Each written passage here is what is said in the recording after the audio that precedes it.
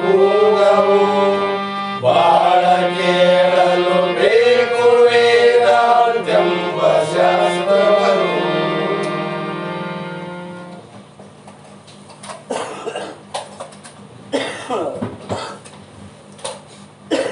ಭಗವದ್ಗೀತೆ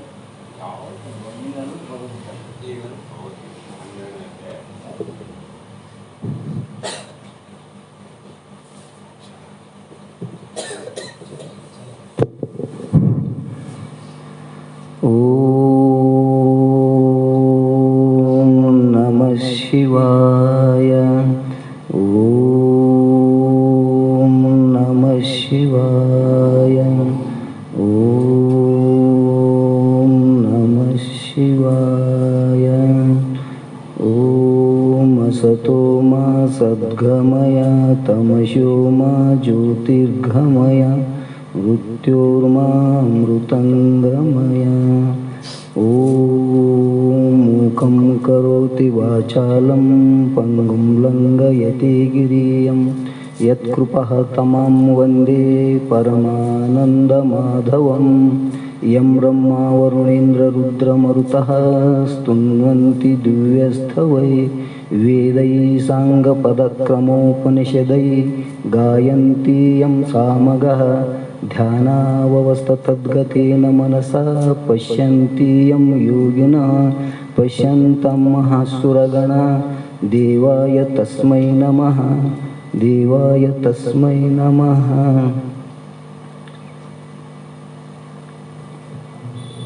ಓಂ ಚಿದಂಬರಮಠಾಧೀಶಂ ಸಿದ್ಧಾರೂಢಯತೀಶ್ವರಂ ಶಿಷ್ಯಪ್ರಶಿಷ್ಯರೂಪೇಣ ಬೋಧಕಂ ಗುರುಮಾಶ್ರಯೇ. ಯದಂಗ್ರಿಕಮಲದ್ವಂದ್ವಂ ತಾಪತ್ರಯನಿವಾರಣಂ ಶಾಂತೈಕ್ಯಪದದಂ ದೇವಂ ಸಿದ್ಧಾರೂಢಮಾಹಂ ಭಜೆ. ಸಿದ್ಧಾರೂಢಮಾಹಂ ಭಜೆ.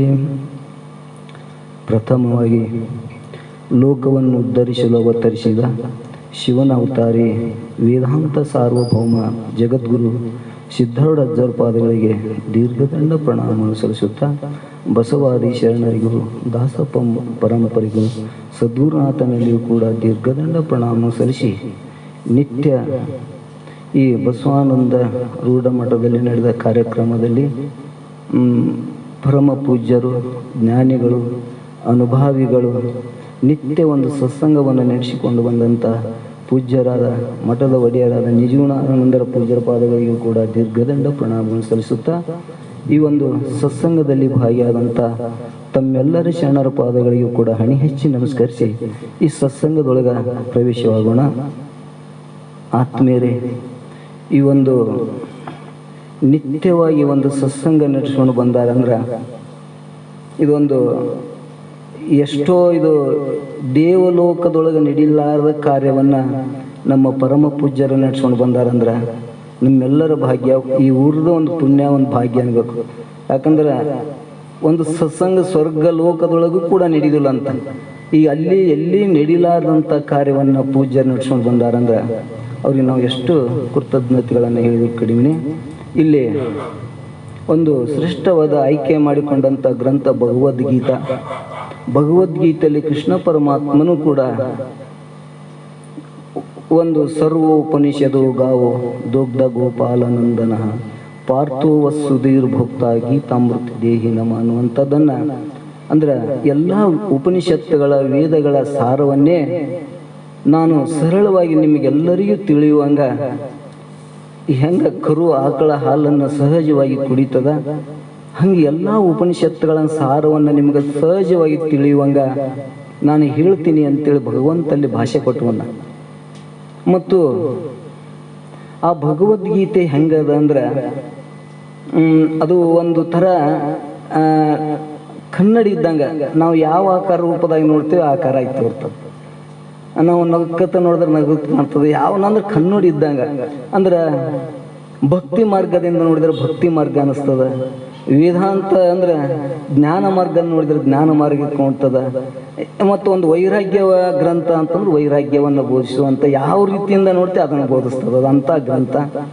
ಮತ್ತು ಭಗವದ್ಗೀತಾ ಇವತ್ತು ಶಂಕರ ಜ್ಞಾನವನ್ನು ಬೋಧಿಸಿದ್ರು, ಶಂಕರ ಗೀತಾ ಅಂತ ಹೇಳ್ಕೊತ ಬಂದರು. ಜ್ಞಾನೇಶ್ವರರು ಭಕ್ತಿಯನ್ನು ಬೋಧಿಸಿದರು.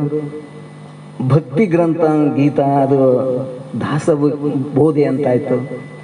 ಮತ್ತು ಇನ್ನೊಂದು ಈಗ ಅಜ್ಜಂಪುರದವರು ಗೋರಖ್ನಾಥ್ಪುರದೊಳಗೆ ಒಬ್ಬರು ಸಚ್ಚಿದಾನಂದ ಸ್ವಾಮಿಗಳಂತೇಳಿ ವೈರಾಗ್ಯವನ್ನು ತನ್ನ ಎಲ್ಲ ಇಡೀ ಆಸ್ತಿಯನ್ನು ಮಾರಿ ಭಗವದ್ಗೀತೆ ಎಲ್ಲ ಭಾಷೆದೊಳಗೆ ಹಂಚಕ ಮಾಡಿಕೊಂಡಂಥ ಯಾವುದಾದ್ರೂ ಇದ್ರದು ಭಗವದ್ಗೀತಾ ಅಂತ ಅವ್ರ ತನ್ನೆಲ್ಲ 60 ಕೋಟಿ ಆಸ್ತಿಯನ್ನು ಮಾರಿ ಎಲ್ಲರಿಗೂ ಗೀತಾ ಹಂಚಿಕೊಟ್ರಂಥವ್ರು.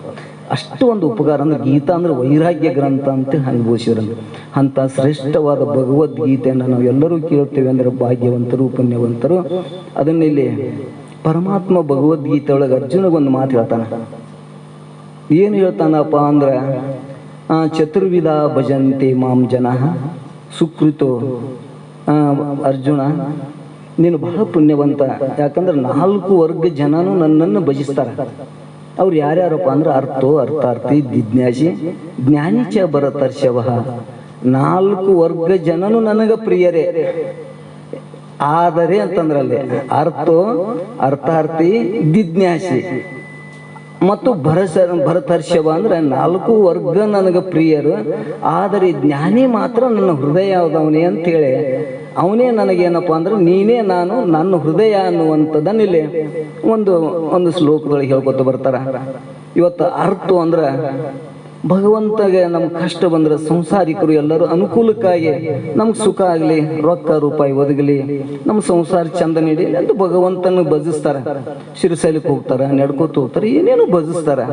ಅವ್ರಿಗೂ ಅವ ಪ್ರಿಯನೇ, ಅವ್ರಿಗೂ ಕೂಡ ಅವ್ರು ಬೇಡಿದ ವರವನ್ನು ಕೊಡ್ತಾನೆ. ಅಂತ ಭಗವಂತ ಪ್ರಿಯ. ತಮ್ಮ ಏನ ಕಾಮನೆಗಳು ಬಯಕೆ ಇಟ್ಟುಕೊಂಡು ಭಗವಂತನ ಯಾಕೆ ಶ್ರದ್ಧಾ ಇಟ್ಟುಕೊಂಡು ಭಜಿಸ್ತಾರ ಅವ್ರಿಗೆ ಅದು ಅನುಕೂಲ ಮಾಡಿ ಕೊಡ್ತಾನ. ಅವನಿಗೂ ಪ್ರಿಯನೇ. ಮುಂದೆ ಅರ್ಥಾರ್ಥಿ ಅಂದ್ರೆ ಈ ಲೋಕದೊಳಗೆ ಇಲ್ಲಿನೂ ಕೂಡ ಸುಖ ಅದ, ಸ್ವರ್ಗ ಲೋಕದೊಳಗೂ ಸುಖ ಅದ. ಆ ಭೋಗವನ್ನು ದ್ವೈತವಾದಿಗಳು ಏನು ಮಾಡ್ತಾರೆ ಅಂದ್ರೆ ಸ್ವರ್ಗದ ಇನ್ನೊಂದು ಲೋಕದ ನೀವು ಪುಣ್ಯ ದಾನ ಧರ್ಮಗಳನ್ನು ಮಾಡೋದ್ರಿಂದ ನೀವು ಸ್ವರ್ಗ ಲೋಕವನ್ನು ಪ್ರಾಪ್ತಿ ಮಾಡ್ಕೋತೀರಿ ಅಂದ್ರೆ ಅರ್ಥಾರ್ಥಿ ಇಲ್ಲಿನೂ ಸುಖದಿಂದ ಇರ್ತೀರಿ.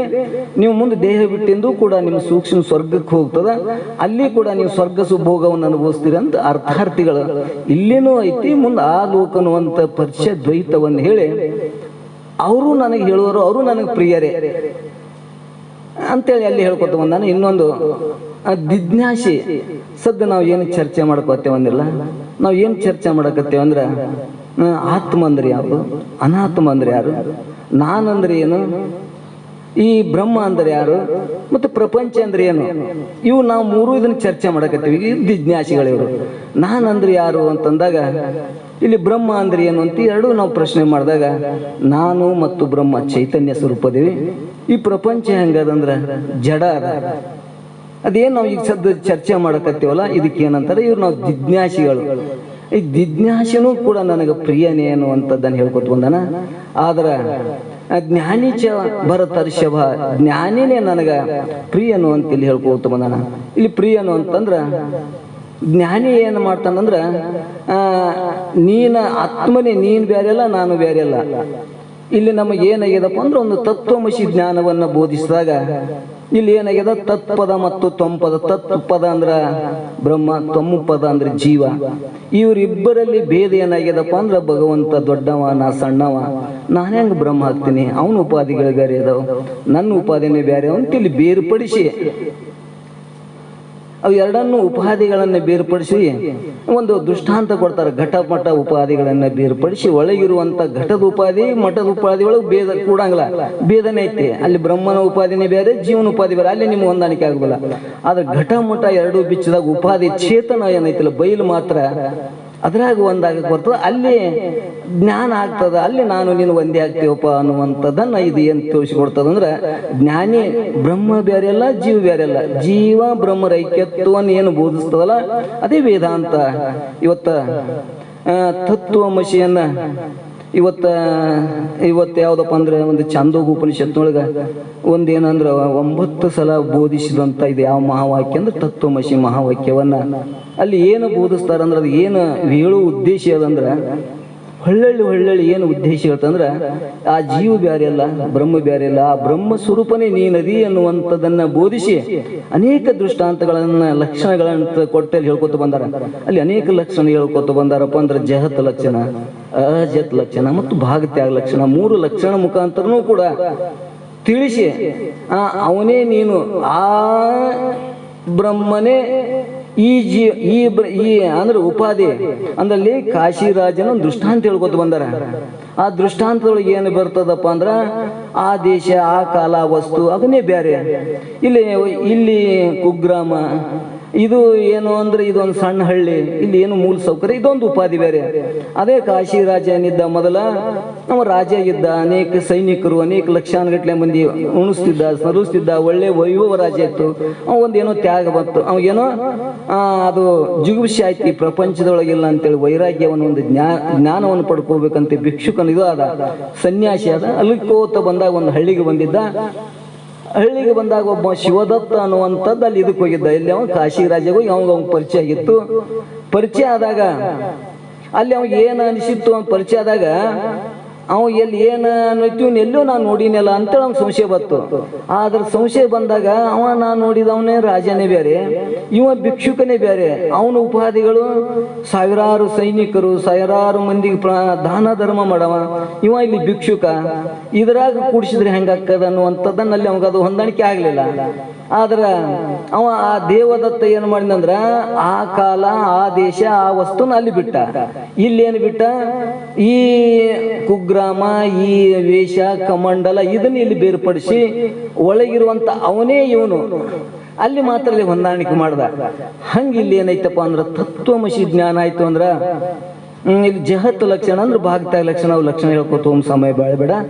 ಅದನ್ನ ತಿಳಿದಾಗ ನಮಗೇನಾಗ್ತದಂದ್ರ ಆ ಬ್ರಹ್ಮ ಬೇರೆ ಅಲ್ಲ, ಈ ಜೀವ ಬೇರೆ ಅಲ್ಲ, ಜೀವ ಬ್ರಹ್ಮರ ಐಕ್ಯತ್ವವನ್ನು ಬೋಧಿಸುವುದೇ ವೇದಾಂತ ಅನ್ನುವಂಥದ್ದನ್ನ ಇಲ್ಲಿ ಚತುರ್ವಿಧ ಭಜಂತೆ 4 ವರ್ಗ ಜನನು ನನಗೆ ಪ್ರಿಯರೇ, ಆದ್ರ ಜ್ಞಾನಿ ಬರತರ್ಷವ ಅಂದ್ರೆ ಜ್ಞಾನಿನೇ ನಾನು, ಅವನೇ ನಾನು ಅನ್ನುವಂಥದ್ದನ್ನ ಇಲ್ಲಿ ಭಗವದ್ಗೀತೆ ಹೇಳ್ಕೋತ ಬಂದನ ಪರಮಾತ್ಮ. ಅಂತ ಜ್ಞಾನವನ್ನ ನಾವು ನಿತ್ಯ ಈ ಸತ್ಸಂಗ ಮುಖಾಂತರ ಮಾತ್ರ ಸಾಧ್ಯ. ಮತ್ತು ಇನ್ನೊಂದು ಭಗವಂತಗೀತೆಗಳು ಅನೇಕ ರೀತಿ ಅನನ್ಯ ಚಿಂತೆ ಅಂತೋ ಮಾಂ ಯಾವ ಜನ ಸುಪ್ಪಿತೋ, ಯಾರು ಅನನ್ಯವಾಗಿ ಭಗವಂತನನ್ನ ಅನನ್ಯವಾಗಿ ಭಜಿಸ್ತಾರ ಅವ್ರಿಗೆ ಮಾತ್ರ ನಾನೇನಾಗ್ತೀನಿ, ದರ್ಶನ ಕೊಡ್ತೀನಿ, ಪ್ರತ್ಯಕ್ಷ ಆಗ್ತೀನಿ ಅನ್ನುವಂಥದ್ದು ಹೇಳ್ಕೊಟ್ಟು ಬಂದ್ರ. ಯಾರು ಸದ್ಗುರುನಾಥನನ್ನು ಅನನ್ಯವಾಗಿ ಭಜಿಸ್ತಾರ, ಪ್ರೀತಿಸ್ತಾರ ಅವ್ರಿಗೆ ಮಾತ್ರ ಇಂಥ ಆತ್ಮಸ್ವರೂಪದ ಜ್ಞಾನ ಆಗ್ತದ.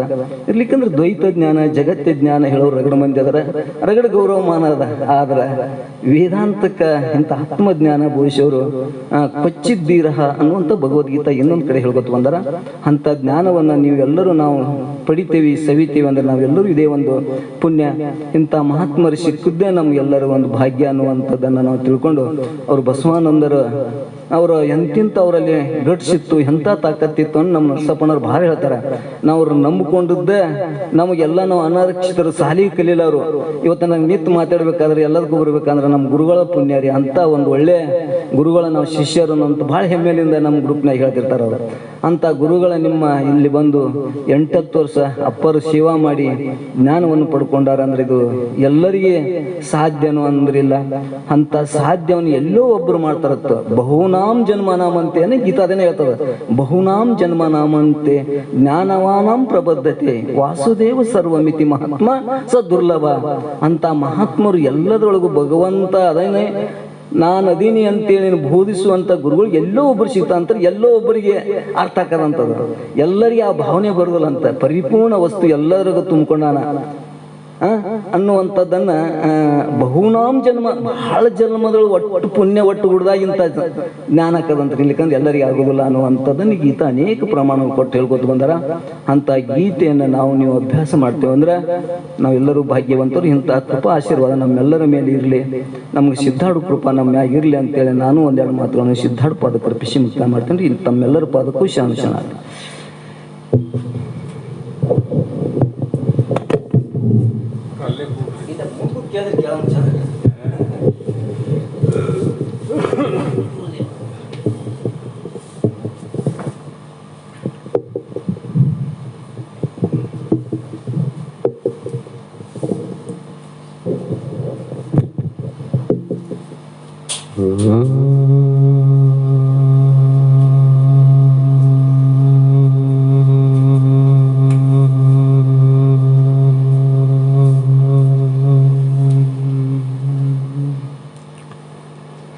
गुरुवे सर्वलोकानां भिषजे भवरोगिणां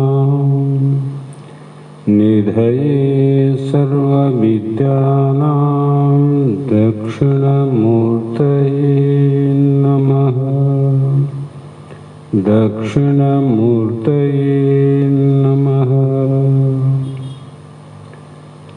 जगदादि जगद्गुरु अद्वैत सार्वभौम भक्तर मुक्तर कल्पवृक्ष कामधेनु सद्गुರು ಸಿದ್ಧಾರೂಢ ಮಹಾಸ್ವಾಮಿಗಳ ಶ್ರೀ ಪಾದಪದ್ಮಗಳಿಗೂ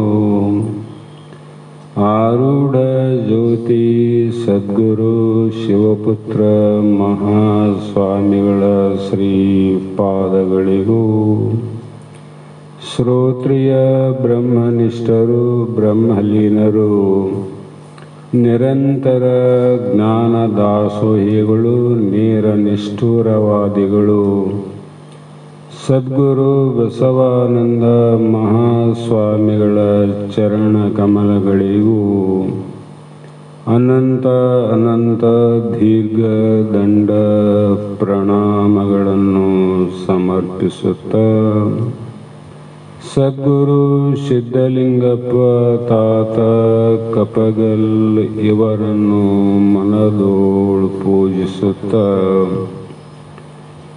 ಇವತ್ತಿನ ದಿನದಲ್ಲಿ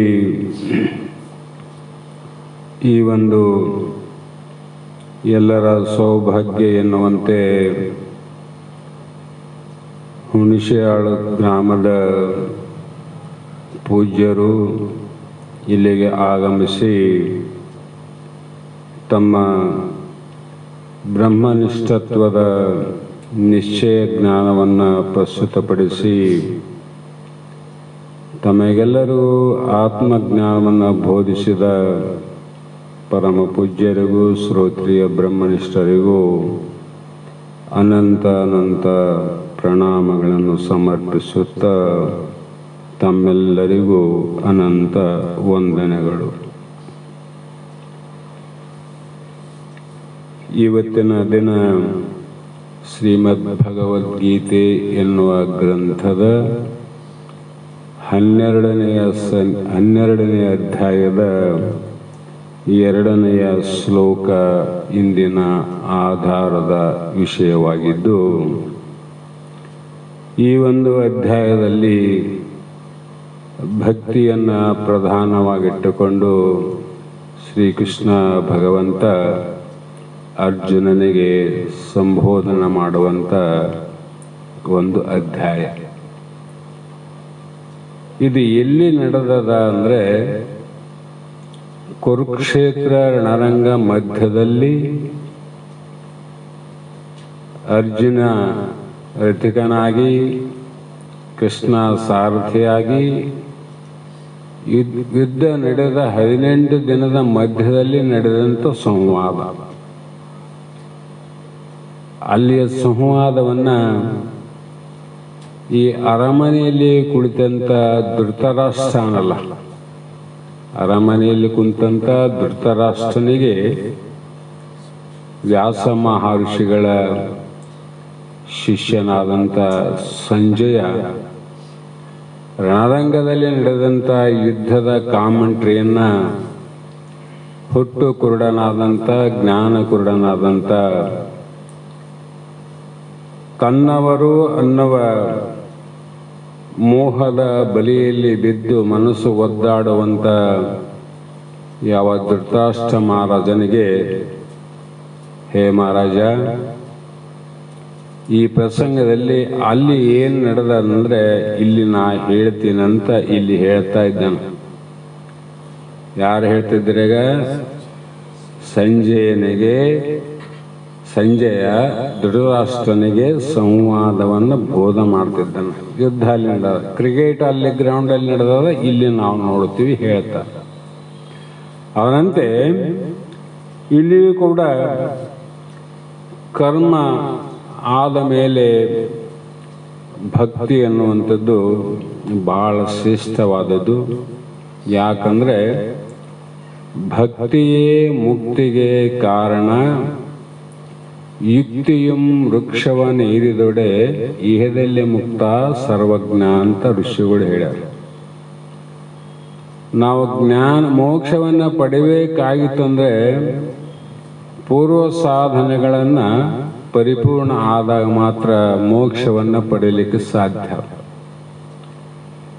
ಇಲ್ಲಂದ್ರೆ ಮೋಕ್ಷದ ಮಾತುಗಳನ್ನು ನಾವು ಹೇಳ್ತಾ ಮತ್ತೆ ಭವಕ್ಕೆ ತಿರುಗಿ ಬರೋರೇ ಆಗ್ತೀವಿನ ಭವದಿಂದ ಮುಕ್ತರಾಗಲಿಕ್ಕೆ ಸಾಧ್ಯ ಇಲ್ಲ.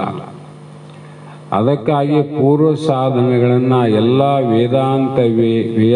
ವೇದಾಂತದ ಪ್ರಕ್ರಿಯೆ ಗ್ರಂಥಗಳು ಏನು ಹೇಳ್ತಾವಂದ್ರೆ ನಮ್ಮಲ್ಲಿ ಇರ್ತಕ್ಕಂಥ 3 ಬಲವಾದ ದೋಷಗಳು. ಆ ದೋಷಗಳನ್ನು ನಾವು ನಿವೃತ್ತಿ ಮಾಡಬೇಕಾದ್ರೆ ಮಲದೋಷವನ್ನು ಕಳೆದುಕೊಳ್ಬೇಕು, ನಂತರ ವಿಕ್ಷೇಪ ದೋಷ ನಿವೃತ್ತಿ ಆಗಿರಬೇಕು, ಆವರಣ ದೋಷ ಒಂದು ಉಳಿದಿರ್ಬೇಕು. ನೋಡ್ರಿ, ಇಲ್ಲಿ ಬಹಳ ಮಜಾ. 2 ಹೋಗಿರ್ಬೇಕು, 1 ಉಳಿದಿರ್ಬೇಕು. ಅವನ ಕೆಲಸ ಇಲ್ಲಿ.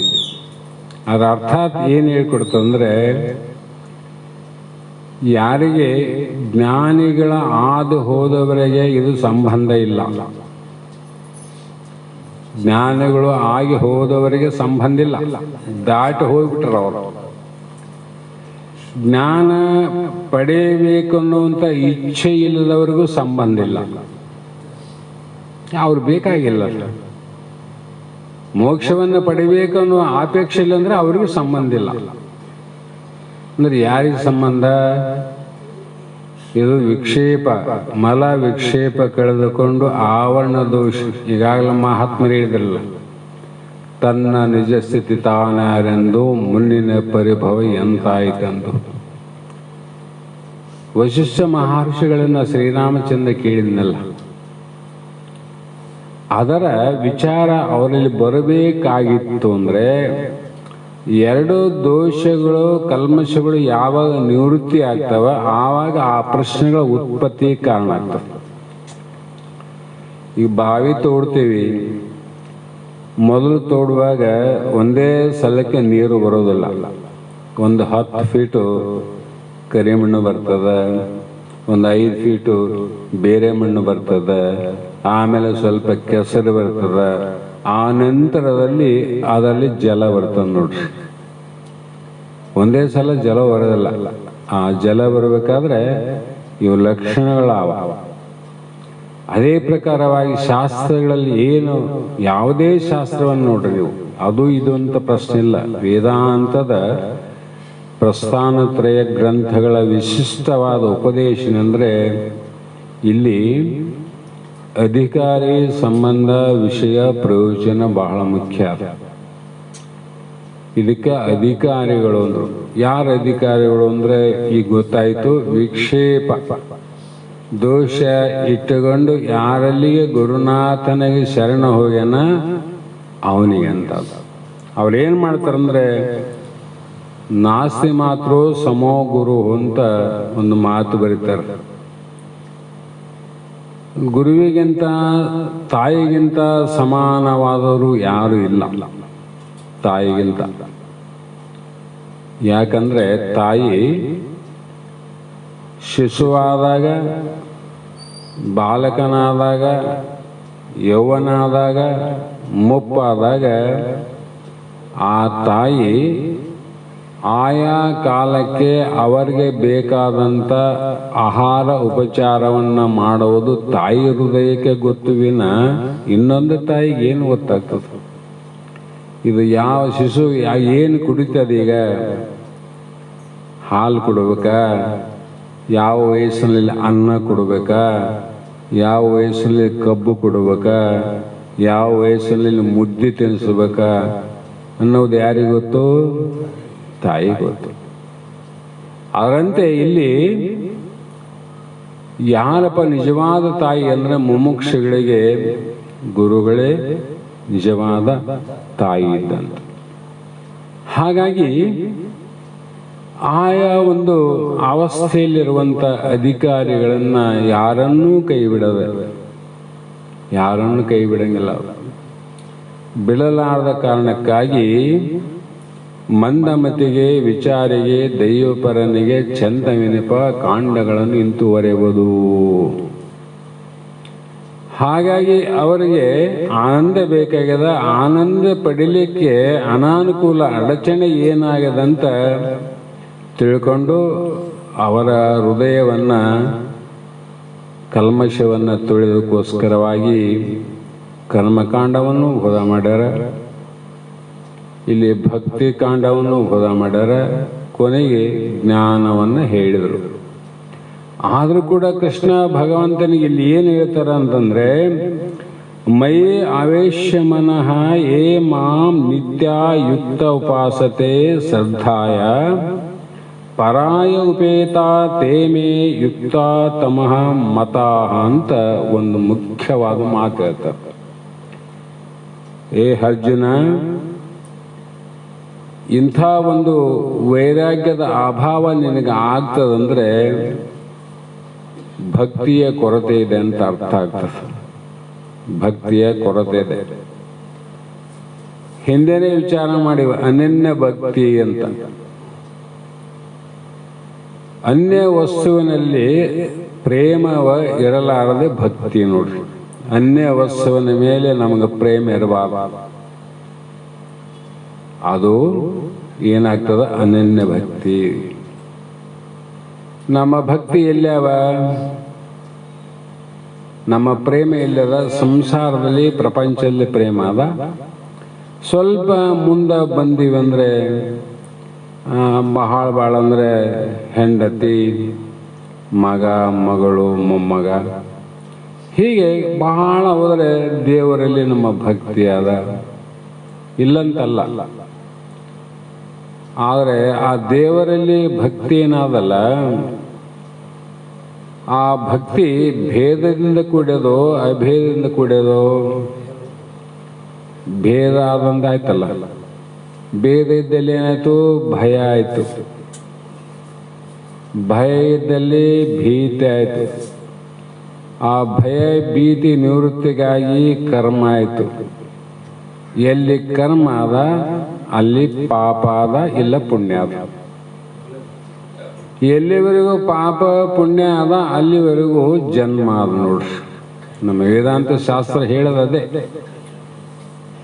ಎಲ್ಲಿವರೆಗೂ ಪಾಪ ಇದ್ರೂ ಕೂಡ ಅದನ್ನು ಭೋಗಿಸ್ಲಿಕ್ಕೆ ಮತ್ತೆ ನೀವು ಭವಕ್ಕೆ ಬರಬೇಕು, ಪುಣ್ಯ ಇದ್ರೂ ಬರಬೇಕಲ್ಲ. ಆ ಕಾರಣದಿಂದ ಭಕ್ತಿ ಮಾರ್ಗದಲ್ಲಿ ಇದ್ದವರಿಗೆ ಯುಕ್ತಿಯನ್ನು ಹೇಳ್ತಾರ ಅವರು. ಯುಕ್ತಿ, ಉಪಾಯ. ಇದು ಬಾಲಕನಿಗೆ ಆಗಲಿ,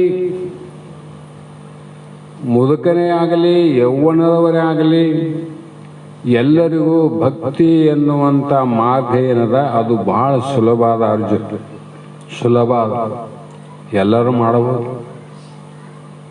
ಈ ಕರ್ಮ ಅನ್ನುವಂಥ ಏನಾದಲ್ಲ, ಜ್ಞಾನ ಅನ್ನೋದು ಏನದ, ಅದು ಕೆಲವು ಜನರಿಗೆ ಮಾತ್ರ ಸೀಮಿತವಾದ, ಕೆಲವು ಜನರಿಗೆ ಸೀಮಿತ. ಅದು ಎಲ್ಲರಿಗೂ ಕೂಡ ಇದನ್ನು ಪಡೀಲಿಕ್ಕೆ ಸರಳವಾದ ಸಾಧನ ಮಾರ್ಗ ಯಾವುದಂದ್ರೆ ಭಕ್ತಿ ಯೋಗ. ಅದು ಭಕ್ತಿ ಅನನ್ಯವಾಗಿರ್ಬೇಕಂತ. ಯಾಕಂದ್ರೆ ನಾವು ಸಹಜವಾಗಿ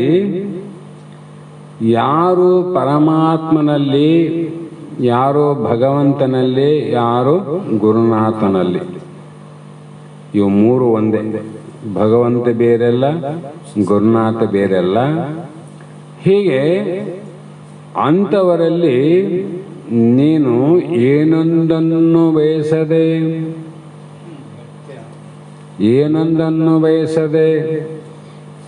ಯಾವುದನ್ನ ಪ್ರೀತಿಸದೆ, ಯಾವುದೊಂದನ್ನು ಇಚ್ಛಿಸದೆ, ನೀನೇ ನನಗ ಗತಿ ಅಂತ ಯಾರು ಶರಣಾಗತರಾದವರಿಗೆ ಅದು ಮುಕ್ತಿಯನ್ನು ಕೊಡುವಂಥ ಸಾಮರ್ಥ್ಯ ಭಗವಂತನಿಗುಂಟು. ಅದು ಕೊಡ್ತಾರೆ. ಇನ್ನು ಅಂಥ ಭಕ್ತಿಯನ್ನು ನಾವು ಮಾಡಬೇಕಾಗಿತ್ತು ಅಂದರೆ ಸಹಜವಾಗಿ ಮಳೆಗಾಲದಲ್ಲಿ ಸ್ವಲ್ಪ ಮಳೆ ಬರ್ತದೆ, ಸ್ವಲ್ಪ ಗಾಳಿ ಬೀಸ್ತದೆ, ಚಳಿಗಾಲದಲ್ಲಿ ಚಳಿನ ಆಗ್ತದೆ. ಈ ಬೇಸಿಗೆ ಕಾಲದ ಬಿಸಿಲನ್ನು ತಾಳಲಾರದೆ ಅಥವಾ ಚಳಿಗಾಲದಲ್ಲಿ ಆಗುವಂಥ ಚಳಿಯನ್ನು ತಾಳಲಾರದ ಪ್ರಸಂಗದಲ್ಲಿ ನಾವೇನು ಮಾಡ್ತೀವಿ, ಚಳಿಯನ್ನು ಬಹಳ ಆದಾಗ ಅದಕ್ಕೆ ಉಪಾಯ ಅಗ್ನಿಯನ್ನು, ಬೆಂಕಿಯನ್ನು ಬಯಸ್ತೀವಿ. ನಾವು ಬೆಂಕಿ ಹಚ್ತೀವಿ, ಮೈ ಕಾಯಿಸ್ತೀವಿ. ಎಲ್ಲಿ ಹಚ್ಚಬೇಕು ಬೆಂಕಿ? ಹುಲ್ಲುಗಡ್ಡೆಗೆ ಬೆಂಕಿ ಹಚ್ಚಿದ್ವು ಅಂದರೆ ನಮ್ಮ ಚಳಿ ಹೋಗೋದಿಲ್ಲ. ಹುಲ್ಲು ಕಡ್ಡಿ ಇರ್ತಾವಲ್ಲ, ಚಳಿ ಹೋಗ್ತದೇನು? ಹೋಗೋದಿಲ್ಲ. ಮತ್ತು ಆ ಚಳಿ ಹೋಗಬೇಕಾದ್ರೆ ನಾವು ಏನು ಮಾಡಬೇಕು? ಕಟ್ಟಿಗೆ ಬೆಂಕಿ ಹಚ್ಚಿದ್ವು ಅಂದರೆ ಅದೇನು ಪ್ರಕಾಶ ಉಷ್ಣ ಅದ, ಆ ಉಷ್ಣದಲ್ಲಿ ಮೈ ಚಳಿ ಹೋಗ್ತದೆ. ಹುಲ್ಲಿಗೆ ಹಚ್ಚಿಬಿಟ್ರೆ ಹಿಂಗೆ ಹಚ್ಚುತ್ತಿದ್ದೆ, ಹುಲ್ಲು ಸುಡುಗ ಅಂತ ಮುಂದೆ ಹೋಗ್ತದಿವೇನ, ನಿನ್ನ ಚಳಿಯನ್ನ ಅದು ಕಡಿಮೆ ಮಾಡಂಗಿಲ್ಲ. ಇದು ಬಲವಾದ ಕಟ್ಟಿಗೆ ಹಚ್ಚಬೇಕಲ್ಲ. ಅದರಂತೆ ಸಾಮಾನ್ಯ ಭಕ್ತಿಯಲ್ಲಿ ಕೆಲಸ ಕೊಡಂಗಿಲ್ಲ, ಹಂಗೆ ಹೋಗ್ತಿರ್ತವೆ. ಸಾಮಾನ್ಯ ನಿನ್ನ ಆಧ್ಯಾತ್ಮಿಕ, ಆದಿ ಭೌತಿಕ, ಆದಿ ದೈವಿಕ ಅನ್ನುವಂಥ ಕೆಲವು ಏನು ಪ್ರತಿಬಂಧಕ ಉಂಟು, ಆ ಪ್ರತಿಬಂಧಕವನ್ನು ನಿವೃತ್ತಿ ಮಾಡುವಂಥ ಸಾಮರ್ಥ್ಯ ಇದೆ, ಇಲ್ಲಂತಲ್ಲ. ದೇವರಲ್ಲಿ ಇಲ್ಲ ಅಂತ ಹೇಳಂಗಿಲ್ಲ ಶಾಸ್ತ್ರ. ಆದರೆ ನಿನಗೆ ಆನಂದವನ್ನು ಕೊಡುವಂಥ ಶಕ್ತಿ ಅಲ್ಲಿಲ್ಲ, ಆ ಭಕ್ತಿಯಲ್ಲಿಲ್ಲ. ಏನು ಮಾಡಬೇಕು? ಅದನ್ನು ಮಾಡಬೇಕು. ಮಳೆ ಹನಿ ಬೀಳ್ತಿತ್ತು, ಅಲ್ಲಿ ಎಲ್ಲೋ ಒಂದು ಮಳೆಯನ್ನು ನಾವೊಂದು ಚಾಟಿನಲ್ಲಿ ನಿಲ್ಲಬೇಕಾಗಂತ ಏನು ಮಾಡಬೇಕು ಅಂದರೆ ತಾತ್ಕಾಲಿಕವಾಗಿ ಆ ಮಳೆ ಹನಿ ನಮ್ಮ ಮೈ ಮೇಲೆ ಬೀಳಬಾರ್ದಂದ್ರೆ ದೊಡ್ಡ ಆಲದ ಮರದ ಕೆಳಗೆ ನಿಂದಿರ್ಬೇಕು. ದೊಡ್ಡ ಆಲದ ಮರ ಇರಬೇಕು. ಅಲ್ಲಿ ಮಳೆ ಬಂದಾಗ ಆ ಮರ ಏನದ ನಮಗೆ ಹನಿ ತಗಲಾರ್ದಂಗೆ ಅದು ರಕ್ಷಣೆ ಮಾಡುತ್ತದೆ. ಅದೇ ಬಿಟ್ಟು ಸಣ್ಣ ಹೂವಿನ ಬಳ್ಳಿಯಲ್ಲಿ ಹೋಗಿ ನಿಂತರೆ ನಮ್ಮ ಮೈ ತೊಯ್ಯಂಗಿಲ್ಲೇನು? ಮೈ ತೊಯ್ತಾವೆ. ಅಂದರೆ ನಾವು ಆಯ್ಕೆ ಮಾಡಿಕೊಳ್ಳೋದು ನಮಗೆ ಬಿಟ್ಟಿದ್ದಾವೆ. ಆಯ್ಕೆ ಮಾಡ್ಕೊಂತೀವಿ. ಯಾಕಂದರೆ ಚಳಿ ಹೋಗ್ಬೇಕಾದ್ರೆ ಕಟ್ಟಿಗೆ ಬೆಂಕಿ ಸುಬ್ಕಂತ ಗೊತ್ತಾದ, ನಮಗೆ ಜ್ಞಾನ ಅದ, ವಿಚಾರ ಅದ, ಇಲ್ಲಂತಲ್ಲ. ಮಳೆ ಬಂದಾಗ ಗಿಡದ ಕೆಳಗೆ ನಿಲ್ಲಬೇಕಂತ ಅದ, ಇದಾದ. ಆದರೆ ಈ ದುಃಖಗಳು ನಮಗೆ ಬರಬಾರದಂದ್ರೆ ಎಲ್ಲಿ ನಿಲ್ಲಬೇಕು ಅನ್ನೋ ವಿಚಾರ ನಮಗೆ ಬಹಳ ಜನಕ್ಕಿಲ್ಲ. ಇದು ಯಾರಿಗೆ ಇತ್ತು ಅಂದರೆ ಅದಕ್ಕೆ ಏನು ಹೇಳಿದ್ರು? ಸುವಿವೇಕ. ಉಳಿದ ವಿವೇಕ ಎಲ್ಲರಿಗೂ ಗೊತ್ತು, ನಮಗೆಲ್ಲ. ಕೆಲವು ಪ್ರಾಣಿಗಳಿಗೂ ಗೊತ್ತು, ಪಕ್ಷಿಗಳಿಗೂ ಗೊತ್ತು, ಮೃಗಗಳಿಗೂ ಗೊತ್ತು, ನಮಗಿಂತ ಬಹಳ ಗೊತ್ತು. ಆದ್ರೆ ಇದು ಗೊತ್ತಿಲ್ಲಲ್ಲ. ಇದು ಗೊತ್ತಿಲ್ಲದ ಕಾರಣ ಇದೇನು ಮಾಡ್ತಂದ್ರೆ ಭಕ್ತಿ ಅನ್ನುವಂಥದ್ದು ಅನನ್ಯವಾಗಿತ್ತಂದ್ರೆ ಅದು ತತ್ವಮಸಿ ಮಹಾವಾಕ್ಯಕ್ಕೆ ಸಮಾನವಾದ ಭಕ್ತಿ. ಅದು ಸಾಮಾನ್ಯ ಭಕ್ತಿ ಅಲ್ಲ. ನಿಜವೂ ಹೇಳ್ಯಾರ, ಅಲ್ಲಿ ಸರ್ವವೆಲ್ಲವನ್ನು ಚಿದಾತ್ಮ ಭಾವನೆಗೊಂಡು ಸರ್ವ ಸಮತ್ವದೆಂದರೆ ಭಕ್ತಿ ಅಂತ.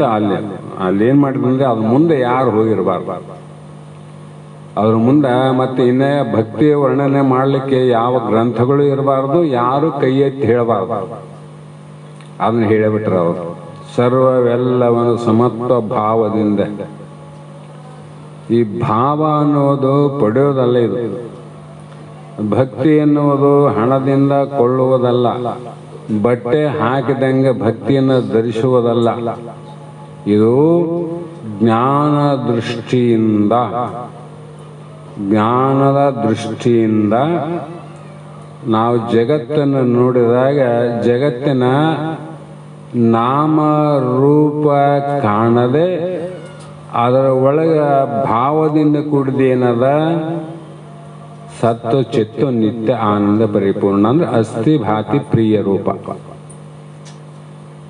ಅದನ್ನ ಯಾರಿಗೆ ನೋಡೋದು ಬಂದದ ಅರ್ಜುನ, ಅದು ಭಕ್ತಿ ನೋಡು. ಆ ಭಕ್ತಿ ಬಂತಿಲ್ಲ ಮುಕ್ತಿಗೂ ಮತ್ತೆ ಅದಕ್ಕೆ ಏನು ವ್ಯತ್ಯಾಸ ಏನದ? ಅಲ್ಲಿ ನೀನೇ ಆತ್ಮ, ನೀನೇ ಬ್ರಹ್ಮ, ನೀನೇ ಪರಮಾತ್ಮ ಅಂತ ಹೇಳ್ತು. ಅಂಥ ಪರಮಾತ್ಮನನ್ನ ಜಗದಗಲ ಮಿಗಿಲಗಲ ಅಂತ ಏನು ಮಹಾತ್ಮ ಹೇಳಿದಂಥ ವಿಸ್ತಾರವನ್ನ ಸಣ್ಣ ಕಣ್ಣಿನಿಂದ ಕುಂತಲ್ಲೇ ನೋಡುವಂತ ದೃಷ್ಟಿ ಬಂತಲ್ಲ, ಇದು ಭಕ್ತಿ. ಇದು ಭಕ್ತಿ. ಈ ಭಕ್ತಿಯನ್ನ ನೀವು ಮಾಡೋದ್ರಿಂದ ಏನಾಗ್ತಂದ್ರೆ, ಮೂಕ ಸಕ್ಕರೆಯನ್ನು ತಿಂದಂತೆ, ಮೂಕಂ ಕರೋತಿ ಅಂತ ಹೇಳಿದ್ರಲ್ಲ, ಅಂತಹ ಭಕ್ತಿವಂತನ ಭಕ್ತಿಯನ್ನ ನೀನು ನೋಡಕ್ ಹೋದ್ರೆ ಅಲ್ಲಿ ಏನಾಗ್ತದ ಅನರ್ಥ ಅಂದ್ರೆ, ಮೂಕನು ಸಕ್ಕರೆಯ ತಿಂದ ಹಾಗೆ ಅಂದ್ರು. ನಾನು ಇಂಥದ್ದು ಮಾಡಿದೆ ನೋಡದೆ ಅನ್ನೋ ಪ್ರಜ್ಞೆ ಇಲ್ಲದ ಭಾವರೂಪವಾಗಿ ಮೂಕನಾಗುವುದು ಭಕ್ತಿ. ಯಾಕಂದ್ರೆ ನಾಮರೂಪ ನೋಡಿದ್ರೆ ಹೇಳಕ್ ಬರ್ತದ, ನಾಮರೂಪ ಹೇಳಕ್ ಬರ್ತದ. ನಾಮರೂಪ ಬಿಟ್ಟ ಮೇಲೆ ನಿನಗೆ ಏನು ನೋಡಿ ಹೇಳ್ತಪ್ಪ? ನನಗ ನಾಮ ನೋಡಿ ಹೇಳಿದೆ ನಾಮ ಇಲ್ಲ, ರೂಪ ನೋಡಿ ಹೇಳ್ತಿದ್ದೆ ರೂಪ ಇಲ್ಲ ಅಂದಾಗ ಅಲ್ಲಿ ಏನು ಇದು ನಾಮದಿಂದ ಇದು ರೂಪದಿಂದ ಅಂತ ಮಾತಾಡಿ ಹೇಳಲಿಕ್ಕೆ ಆಸ್ಪದ ಇಲ್ಲದಂತೆ ಇರ್ತಕ್ಕಂಥದ್ದು ಏನದ, ಅದು ಮೂಕಂ ಸಕ್ಕರೆ ತಿಂದಂತೆ. ಅದು ಹೇಗಿತ್ತು ಅಂದ್ರೆ ನೀನಿಷ್ಟು ತಿಂದು ನೋಡು ಅಂತ ಹೇಳ್ಬೇಕು ವಿನ ಹೀಗೆ ಇತ್ತಂತ ಹೇಳಕ್ ಬರಂಗಿಲ್ಲ, ಸಾಧ್ಯ ಇಲ್ಲ. ಆ ರೀತಿ ಭಕ್ತನು ತನ್ನ ಅನುಭವವನ್ನ ಒಳಗೆ ಒಳಗೆ ಆಸ್ವಾದಿಸುತ್ತಾನೆ. ಒಳಗ ಆಸ್ವಾದನ ಅಂದ್ರೇನು, ಅದನ್ನ ಮೆಲ್ಲಕ್ಕೆ ಹಾಕ್ತಾನೆ. ಮತ್ತೆ ಒಳಗ ಮೆಲಕ್ ಹಾಕೋ ಭಕ್ತಿ ಅಂದ್ರೆ ಹೊರಗಡ ಮಾಡೋ ಭಕ್ತಿ ಕುಟಿಲತ್ವದ ಭಕ್ತಿ ಅಂತ ಆಯ್ತು. ಹೊರಗ ಮಾಡೋ ಭಕ್ತಿ ತೋರಿಕೆಯ ಭಕ್ತಿ. ಹಾಗಾಗಿ ಭಕ್ತನು ಜ್ಞಾನಿಯಾಗದೆ ತಪ್ಪದು. ಅಂಥ ಭಕ್ತ ಜ್ಞಾನಿ ಆಗದು ಯಾರು ತಪ್ಪಿಸಕ್ಕಾಗೋದಿಲ್ಲ. ಅಂಥ ಜ್ಞಾನಿ, ಅಂಥ ಭಕ್ತ ಇರಬೇಕು. ಜ್ಞಾನಿಯು ಭಕ್ತನಾಗದೇ ಇರನು, ಅವನು ಮುಕ್ತನೇ ಆತನಂತ ಅರ್ಥ ಆಯ್ತಲ್ಲ. ಅದಕ್ಕೆ ಅವು ಸರ್ವಜ್ಞ ಹೇಳಿದ್ರು, ಭಕ್ತಿಯೇ ಮುಕ್ತಿಗೆ ಮೂಲ ಕಾರಣ, ಮೋಕ್ಷಕ್ಕೆ ಸಾಧನ ಆಯ್ತು ನೋಡ್ರಿ. ಅಲ್ಲಿ ಭಕ್ತ ಉಳ್ಕೊಂಡೇನು? ಅಲ್ಲೇನಿಲ್ಲ, ಐಕ್ಯದಲ್ಲಿ ಏನಿಲ್ಲ. ನಾನು ನೀನು ಅನ್ನುವ ಭೇದವ ಅಳಿದು ತಾನು ಲಿಂಗದಲ್ಲಿ ಉಳಿದ ಶಿವಯೋಗಿ ಮತ್ತೆ ಸತ್ತು ಪುಟ್ಟುವನೇ ಸರ್ವಜ್ಞಾನ. ಅಲ್ಲಿ ಮುಕ್ತ ಸ್ಥಿತಿ ಅಂತ. ಅದಕ್ಕಾಗಿ ಇಲ್ಲಿ ಕೂಡ ಭಕ್ತಿ ಜ್ಞಾನಗಳು ಎರಡು ಹೇಗಿವೆ ಅಂದ್ರೆ, ಒಂದು ನಾಣ್ಯದ ಎರಡು ಬಿಡಿಸಲಾರದ ಮುಖಗಳು. ಕೆಲವು ಬಿಡಿಸಕ್ ಬರ್ತಾವ, ಒಂದಕ್ಕೊಂದು ಹಚ್ಚಿರ್ತಾರ, ಹಿಂಗ್ ಬಿಡಿಸ್ಬೋದು. ಆದ್ರೆ ನಾಣ್ಯ 10 ರೂಪಾಯಿದಿರ್ಲಿ 1 ರೂಪಾಯಿದಿರ್ಲಿ ಎರಡು ಮುಖಗಳಾವಲ್ಲ. ಆ ಮುಖ ಬಿಡಿಸಕ್ ಬರ್ತದೇನು? ಬರೋದಿಲ್ಲ. ಮತ್ತೆ ಆ ನಾಣ್ಯಕ್ಕೆ ಒಂದು ಮುಖ ಇದ್ರೆ ಚಲಾವಣೆ ಆಗ್ತದೇನು? ಚಲಾವಣೆನೂ ಆಗೋದಿಲ್ಲ. ಅದಕ್ಕೆ ಏನ್ ಬೇಕು? ಎರಡು ಮುಖನೇ ಬೇಕು. ಅದರಂತೆ ಮಹಾತ್ಮರಾದವರು, ಜ್ಞಾನಿಗಳಾದವರು ಈಗ ಸದ್ಯ ವರ್ತಮಾನದಲ್ಲಿ ಯಾರು ಇದ್ದಾರೆಂದ್ರೆ ಅವರಲ್ಲಿ ಭಕ್ತಿಯೂ ಇರ್ತದೆ, ಆಮೇಲೆ ಜ್ಞಾನ ಸಂಪನ್ನರು ಇರ್ತಾರೆ. ಪರಂಪರಾ ಸಾಧನಗಳಂತ ಸ್ವೀಕಾರ ಮಾಡ್ತಾರೆ ಅವರು. ಪರಂಪರಾ ಸಾಧನಗಳಿವು.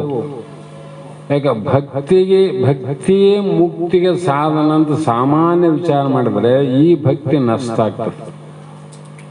ಇದು ವಿಶೇಷವಾದ ಭಕ್ತಿ. ಅದಕ್ಕೆ ಇಲ್ಲಿ ಜ್ಞಾನವಿಲ್ಲದೆ ಭಕ್ತಿ ಹುಟ್ಟದು ಮತ್ತೊಂದು ಪ್ರಶ್ನೆ. ಇಲ್ಲಿ ಬಹಳ ಎಡಮುರಿ ಶಾಸ್ತ್ರ ತಂದಿನ ಮಗಳೇ ಬುಡುಬುಡಿಕೆ ಹೇಳಿಲ್ಲ. ಎಡಮುರಿ ಶಾಸ್ತ್ರ ಹಿಂಗ್ ಹೋದ್ರೆ ಹಿಂಗ್ ತರ್ತಾರ, ಹಿಂಗ್ ಹೋದ್ರೆ ಹಿಂಗ್ ತರ್ತಾರ. ನಿನಗೊಂದು ಉಪಾಯ ಹೇಳುವನವ್ವ, ಚಿತ್ತವಿಟ್ಟು ನೀ ಕೇಳವ ತಂಗಿ, ಎಷ್ಟು ಚಂದ ಹೇಳ್ಯಾರಲ್ಲಿ. ಅದರಂತೆ ಇಲ್ಲಿ ಜ್ಞಾನವಿಲ್ಲದೆ ಭಕ್ತಿ ಹುಟ್ಟೋದು. ಯಾಕಂದ್ರೆ ಯಾವುದೇ ಒಂದು ವಸ್ತುವನ್ನು ನೀವು ಮುಟ್ಟಬೇಕಾಗಿತ್ತಂದ್ರೆ ಮೊದಲು ಆ ವಸ್ತುವಿನ ಜ್ಞಾನ ಇದ್ದಾಗ ಮುಟ್ತಿದ್ದೋ, ಆ ವಸ್ತುವಿನ ಜ್ಞಾನ ಇಲ್ಲದೆ ಮುಟ್ತಿದ್ದೋ. ಬಜಾರಕ್ಕೆ ಹೋಗ್ತೀವಿ, ನಾವು ಏನೋ ಒಂದು ವಸ್ತು ತಗೋತೀವಿ, ಆ ವಸ್ತುವಿನ ಜ್ಞಾನ ಇದ್ದದಕ್ಕೆ ನೇರವಾಗಿ ಎಲ್ಲ ವಸ್ತುಗಳನ್ನು ಬೇರ್ಪಡಿಸಿ ಆ ವಸ್ತುವನ್ನು ನಾವು ಖರೀದಿ ಮಾಡ್ತೀವಿ. ಜ್ಞಾನ ಬೇಕಂತ ಅರ್ಥ ಆಯ್ತಲ್ಲ. ಅದರಂತೆ ಇಲ್ಲಿ ಕೂಡ ಇಂಥದ್ದೇ ಮೋಕ್ಷ, ಆನಂದ, ಅತ್ಯಂತ ದುಃಖ ನಿವೃತ್ತಿ, ಪರಮಾನಂದ ಪ್ರಾಪ್ತಿ ರೂಪವೇ ಮೋಕ್ಷ. ಆ ಮೋಕ್ಷದಲ್ಲಿ ನಿನಗೆ ಆಗುವಂತ ಆನಂದ ಏನಾದಂತ ಮೊದಲು ಗೊತ್ತಾದ್ರೆ ನೀನು ಅಲ್ಲಿ ಹೋತಿದ್ದೋ, ಗೊತ್ತಾಗದ ಹೋತಿದ್ದೋ ಗೊತ್ತಾಗ. ಅಂದ್ರೆ ಭಕ್ತಿ ನಿನಗೆ ಮೊದಲು ಗೊತ್ತಾದ ಮೇಲೆ ಭಕ್ತಿ ಮಾಡಕ್ ಬರ್ತದ, ಹೌದಲ್ಲ? ಅಂದಾಗ ಭಕ್ತಿಯನ್ನ ನೀನ್ ತಿಳಿದೋ, ನಿನ್ನ ಭಕ್ತಿ ತಿಳಿತೋ? ಭಕ್ತಿಯನ್ನ ನೀನೇ ತಿಳಿದಿಲ್ಲ, ತಿಳಿದ ಮಾಡ್ತಲ್ಲ. ಅಂದ್ರೆ ತಿಳಿದವನು ಶ್ರೇಷ್ಠ, ತಿಳಿಸ್ಕೊಂಡದ್ದು ಶ್ರೇಷ್ಠ ಅಂದಾಗ ಮತ್ತೆ ತಂದಿಟ್ರು.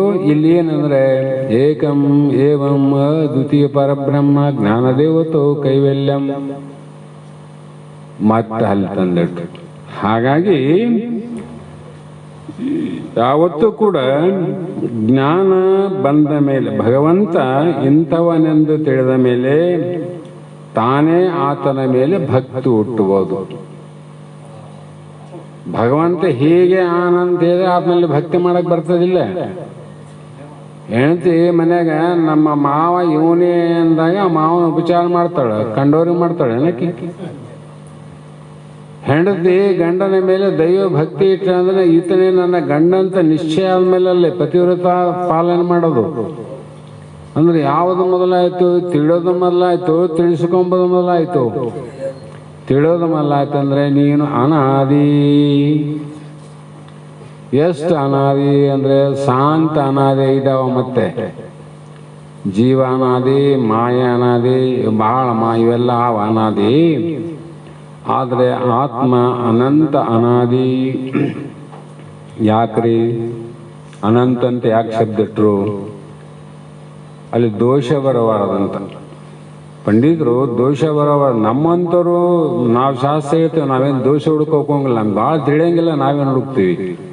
ಬಹಳ ಪಂಡಿತರ ಆ ಪಂಡಿತರು ದೋಷ ಹುಡುಕಬಹುದು ಅಂತ ತಿಳ್ಕೊಂಡು ಶಾಂತ ಅನಾದಿಗಳು ಅಂತ 5ಕ್ಕಿಟ್ಟು ಅನಂತ ಅನಾದಿ ಅಂತ ಅದಕ್ಕಿಟ್ಟು. ಯಾಕಂದ್ರೆ ಇವೆಲ್ಲ ಜೀವ ಅನಾದಿ, ಅವನೇನು ಈಗ ಹುಟ್ಟಿಲ್ಲ ಎಂದು ಶಿಷ್ಯಗದ ಅವಲಿದ್ದಾನ. ಅಂದ್ರೆ ಅವನೇವನಂದ್ರೆ ಮತ್ತೆ ಏನು ಅವನ ಮೊದಲವನಂತ. ಆದ್ರೂ ಕೂಡ ಶಿವ, ಜೀವ, ಜಗತ್ತು, ಮಾಯೆ ಅಂತ ಅವಿಲ್ಲ. ಇವು ಅನಾದಿ ಅಂತ ನಮಗಷ್ಟೇ ತೋರಿಲಿ. ಪ್ರಪಂಚ ಅನಾದಿ ಕಾಲದಿಂದ ಎಲ್ಲರಿಗೂ ತೋರ್ತಾ. ಮಾಯೆಂದು ಇವತ್ತಿಂದಲ್ಲ, ಅನಾದಿ ಕಾಲದಿಂದ ಮಾಯೆ ಇರೋದು. ಮತ್ತು ಇವು ಆತ್ಮನಿಂಗ ಅನಾದಿ ಅವಲ್ರಿ. ಇವಕ್ಕೆ ಯಾಕೆ ಅನಂತ ಅಂತ ಅನ್ಲಿಲ್ಲ ಅಂದ್ರೆ ಇವು ಗುರುಮುಖದಿಂದ ತಿಳಿದ್ರೆ ಇವು ನಾಶ ಆಗ್ತಾವ. ಮಾಯ ಹೋಗ್ತದ, ಶಿವ ಹೋದ, ಜೀವ ಹೋದ, ಜಗತ್ತು ಹೋದ. ಆದ್ರೆ ನೀವು ಹೋದೇನು? ಅದಕ್ಕೆ ತಿಳಿಯೋತನ ಇವ್ರು ಇರ್ತಾವ, ತಿಳಿದ ಮೇಲೆ ಇವು ಹೋಗ್ತಾವ. ಈ ಅನಂತ ಅನಾದಿಗಳು ನಾಶ ಆಗ್ತಾವ. ನಾಶ ಆಗಲಾರ್ದ ಅನಂತ ಅನಾದಿನೇ ಈಶ್ವರ. ಅವನೇ ಇಲ್ಲಿ ಉಪಾದಿಯಿಂದ ಏನಾದಿ? ಜೀವನಾದಿ. ಉಪಾದಿಯಿಂದ ಈಶ್ವರನಾದಿ. ಉಪಾಧಿ ಹೇಗೆ ಅಂದ್ರೆ ಜಗತ್ತು ಅನ್ನುವುದು ಈಶ್ವರನ ಉಪಾಧಿ. ಜೀವನ ಉಪಾಧಿ ದೇಹ. ನೋಡ್ರಿ, ನಮ್ಮ ದೇಹ ಜೀವ ಇರಕಷ್ಟೆ, ಈಶ್ವರ ಇರಕ ಜಾಗ ಇಲ್ಲಿ. ಏನ್ ದೊಡ್ಡದಾದ ಜಗತ್ತು, ಜಗದಾಗ ನಮಗೆಲ್ಲ ಎಲ್ಲಿರ್ಬೇಕು?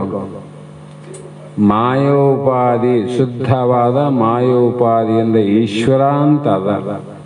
ಅಶುದ್ಧವಾದ ಮಾಯೋಪಾದಿಯಿಂದ ಇವನು ಜೀವಾತ್ಮ. ಈಗ ನಾವು ಇಬ್ಬರನ್ನ ಒಂದು ಮಾಡಬೇಕಾದ್ರೆ ಈ ಕುಸ್ತಿ ಆಡ್ಬೇಕಲ್ಲ, ನಾವು ಬಿಲ್ಲು ಬಾಣ ತಗೊಂಡು ಕುರುಕ್ಷೇತ್ರದ ಯುದ್ಧ ನಡೆದಂಗೆ ಯುದ್ಧ ಮಾಡ್ಬೇಕ.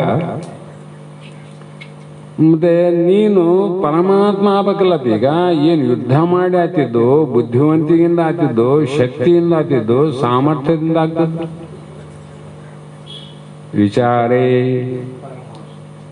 ಯಾವ ವಿಚಾರ? ಗುರು ಮುಖದಿಂದ ಬರುವ ವಚನ ಉಪದೇಶದ ವಿಚಾರ ಮಾಡು. ವಚನ ಉಪದೇಶವನ್ನು ಮಾಡು. ವಿಚಾರ ಮಾಡಿ ಅಲ್ಲೇನು ಬಿಡು ಅಂದ್ರೆ 2 ಉಪಾಧಿಗಳನ್ನೇ ಬಿಡು ಅಂತ ಅಷ್ಟೆ. ಜೀವನ ಉಪಾಧಿ, ದೇಹೆಯ ಭಾವ ಬಿಡು. ಇದು ಪೂರ್ತಿ ನಷ್ಟ ಆಗ್ಬೇಕು. ಮುಕ್ತಿ ಅನ್ನೋದು, ಮೋಕ್ಷ ಅನ್ನೋದು ಅಷ್ಟು ಸರಳಲ್ಲ ಮತ್ತು ಸಾಧನೆಗೆ ಅಸಾಧ್ಯವಾದದಲ್ಲ.